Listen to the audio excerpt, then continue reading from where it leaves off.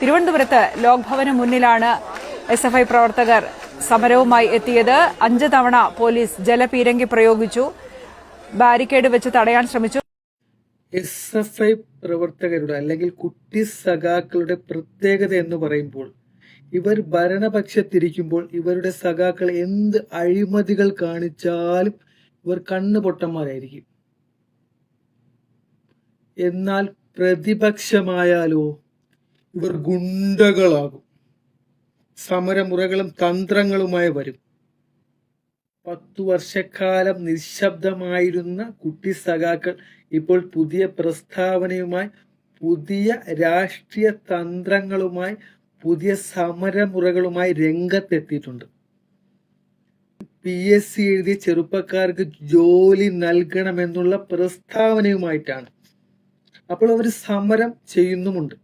അപ്പോൾ അതിൽ ഒരു മാധ്യമ പ്രവർത്തകൻ ചോദിച്ചു, നിങ്ങൾ ഈ 10 വർഷക്കാലത്തോളം ഈ PSC എഴുതിയ ചെറുപ്പക്കാർ ഇവിടെ ഇല്ലായിരുന്നോ? അവർ സമരം ചെയ്തില്ലായിരുന്നോ? അവർ പട്ടിണി കിടന്നില്ലായിരുന്നോ? എന്നെല്ലാം ചോദിച്ചപ്പോൾ സഖാക്കൾ കൊടുത്ത മറുപടിയാണിത്.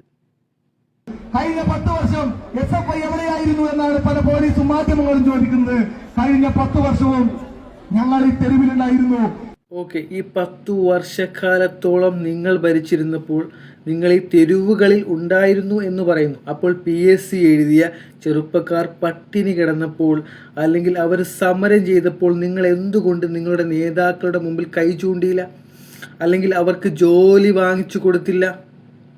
രണ്ടാമത്തെ വിഷയം എന്ന് പറയുന്നത്, കുഞ്ഞികൃഷ്ണൻ സഖാവ് ധനരാജിന്റെ രക്തസാക്ഷി ഫണ്ടിൽ നിന്ന് കൈയിട്ടുവാരുന്നു, ഉടായ്പ കാണിക്കുന്നു എന്ന് സത്യസന്ധമായി അദ്ദേഹം പാർട്ടിയിൽ നിന്ന് പുറത്തു വന്ന് തെളിയിച്ചു.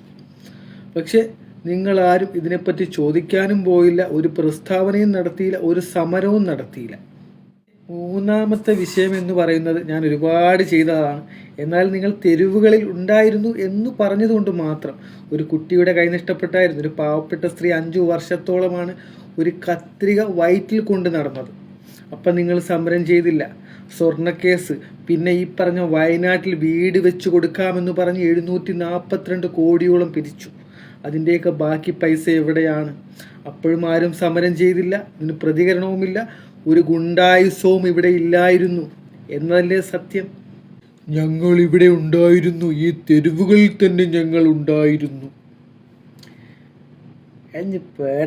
തിരുവനന്തപുരത്ത് പിണറായി വിജയന്റെ വീടിന് മുന്നിലെ പ്രതിഷേധത്തിനിടെ CPM പ്രവർത്തകർ തകർത്ത ടാക്സിക്ക് ED നഷ്ടപരിഹാരം നൽകി.